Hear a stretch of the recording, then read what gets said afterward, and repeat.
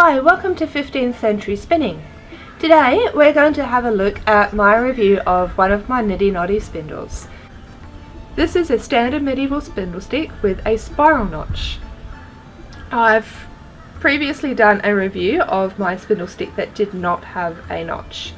Now, I liked it, it wasn't quite me, but this one I really like. Again, I haven't actually checked the weight of these. I don't know if this one is lighter. It feels lighter to me. It could be the friction actually in the spiral notch makes it a bit easier to hold. It could be that it is, I suppose, slightly thinner at the top, you would argue, with the spiral notch being cut in there. And the spiral notch means I am getting more turns for each of my flicks. And I don't know if you can hear that lovely little clip clip clip noise. That is the thread coming off the tip of the spindle. Now, the wool I'm spinning with here is the packaging. I'm not quite sure what it is. All I know is that it's a bit coarser than my Australian merino, which I previously had on my distaff, which was a really fine wool. I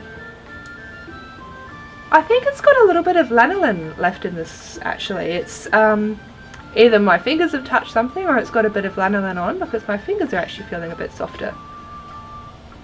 So one of my jobs will actually be to check in with Neil from Niddy Noddy and find out what his wool is, because it's actually quite nice. I said the one without the spiral notch wasn't going to be my go-to spindle, but this one could be.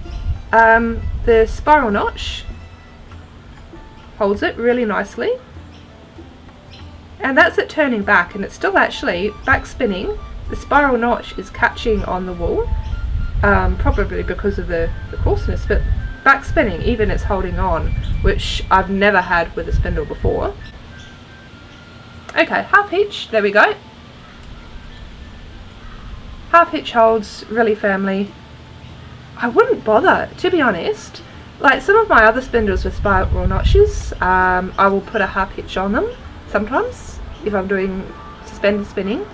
I don't know if I would bother with this one. The spiral notch is fantastic. And just for comparison's sake, I am going to spin some of my beautiful fine merino. And it spins that beautifully as well.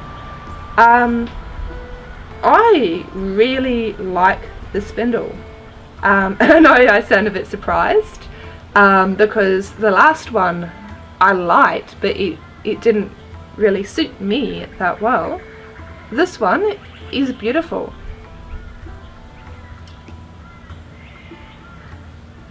So it's bigger than my other spindle shafts.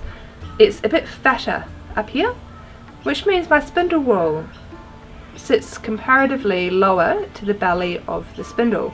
This is one of my extant wools. It's a lead wool. This is the wool I often use on my other spindles. It's a little stone wool. It should stay on. There we go. It sits a bit lower because the hole is smaller. That's part of the reason why I use it on my other spindles.